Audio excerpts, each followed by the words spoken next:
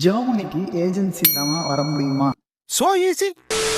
Hi, ஜெர்மனிக்கு agency இல்லாமல் வர முடியுமா அப்படின்னு என்கிட்ட கேட்டிங்கன்னா 100% முடியும். பட் ஆனால் நம்ம எல்லார்ட்டையுமே ஒரு பிரச்சனை இருக்குது. என்ன அப்படின்னா சோம்பேறித்தனம். புரியலையா? உங்கள் வீட்டிலேருந்து 1 கிலோமீட்டர் டிஸ்டன்ஸில் ஒரு ஹோட்டல் இருக்குது. அந்த ஹோட்டலில் போய் நீங்கள் ஒரு தோசை சாப்பிட்றீங்க அப்படின்னா அந்த தோசையோட ப்ரைஸ் 25 ருபீஸ். அதே தோசையை நீங்கள் வீட்டுக்கு ஆர்டர் பண்ணி சாப்பிட்றீங்க அப்படின்னா அதே தோசையோட ப்ரைஸ் 50 ருபீஸ். இந்த ப்ரைஸ் அப்படியே ட்வைஸ் ஆகும். இந்த சேம் கான்செப்ட் தான் எல்லா ஜாப் ரெக்யூர்மெண்ட் ஏஜென்சிலையுமே இருக்குது. நீங்கள் எந்த ஒரு வேலையும் செய்யாமல் எந்த ஒரு ரிஸ்க்கும் எடுக்காமல் யாரோ ஒருத்தவங்களை நம்பி 5 லட்ச ரூபா பணத்தை கட்டி யூரோப்புக்குள்ளே வரீங்க.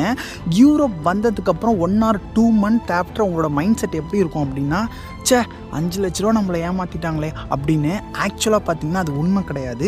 உங்களோட சோம்பேறித்தனத்தை கரெக்டாக யூஸ் பண்ணியிருக்காங்க. அதுதான் உண்மை. இப்போது சில பேர் என்கிட்ட ஒரு கொஷின் கேட்பீங்க, நீ எப்படி தம்பி குரேஷியா வந்த அப்படின்ட்டு. எஸ், நான் குரேஷியாவுக்கு ஏஜென்சி மூலமாக தான் வந்தேன். ஆனால் குரேஷியாவிலேருந்து ஜெர்மனிக்கு எந்த ஒரு ஏஜென்சியும் இல்லாமல் ₹1 கூட செலவு இல்லாமல் தான் நான் வந்தேன். அதனால தான் சொல்கிறேன், மொதல் ஸ்டெப்பு தான் கஷ்டம், மற்றதெல்லாம் கொஞ்சம் ஈஸியாக தான் இருக்குது. எப்படின்னா விட்றாதீங்க, பிடிச்சி வந்துருங்க, நம்ம வரணும்.